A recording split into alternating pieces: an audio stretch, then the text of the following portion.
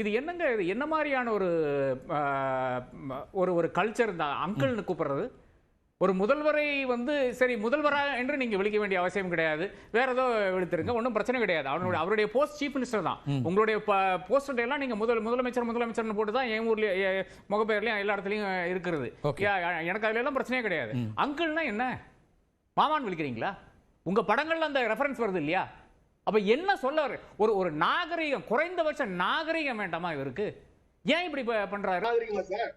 இல்ல அங்கிள் சொல்றது அநாகரிகமா? ஒரே நிமிஷம் முடிச்சறேன். நீங்க இவ்வளவு நேரம் பேசிட்டு இருந்தீங்க, ஒரே நிமிஷம் இருங்க, நான் முடிச்சறேன்.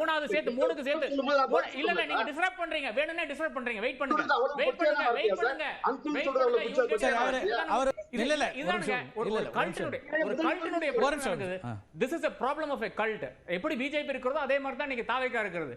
அதாவது அவர் ஒரு தவறை செய்து விட்டார். அங்கிள் என்று ஒரு முதலமைச்சரை பார்த்து விழித்ததில்லை. என்னை பொறுத்தவரை வந்து இதை விட கேவலமாக ஒரு முதலமைச்சரை விழிக்க முடியாது.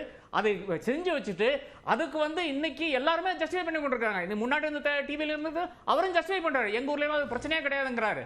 அப்ப இவருடைய படத்துல வருகிற இந்த மாமா பையங்கிற ரெஃபரன்ஸ் எங்க என்ன மாமா, அது என்ன பயங்கரமான ஒரு சிவிலைசேஷனுடைய உச்சகட்டத்தில் இருக்கிற ரெஃபரன்ஸா வருகிறது?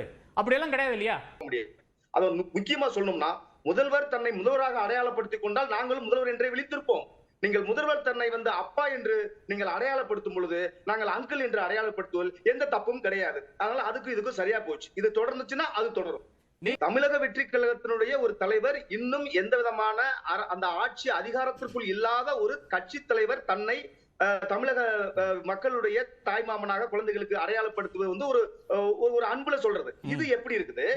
ஒரு ஆட்சி அதிகாரத்தில் கூடிய முதலமைச்சர் முதல்வர் என்கின்ற வார்த்தைக்கு பதிலாக அப்பா என்கிற போர்ட்ராய்ட் பண்ணும் பொழுது இதை நீங்க எப்படி கம்பேர் பண்ண முடியும்? இது முதலமைச்சர் சொல்ற வார்த்தையும் எங்க தமிழக வெற்றி கழகத்தில் வந்து சொல்லக்கூடிய வார்த்தையும் அதை நீங்க எப்படி ஒப்பிட்டு சொல்ல முடியும்?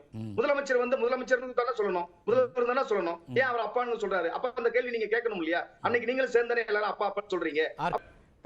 தம்பிக்கு தெரியுமான்னு தெரியல, தலைவான் ஒரு படம் வந்துச்சு, தெரியுமான்னு தெரியல. அந்த டைம்ல நிறைய சிக்கல். அந்த டைம்ல வந்து ஜெயலலிதா என்ற நபர் வந்து முதலமைச்சராக இருந்தார். அவர்களை வந்து அனைவரும் வந்து அம்மா அம்மா என்று அழைத்து கொண்டிருந்தார். நீங்க அந்த சமயத்தில் அவங்களை ஆண்டின்னு கூப்பிடல, அம்மானு தான் சொன்னீங்க.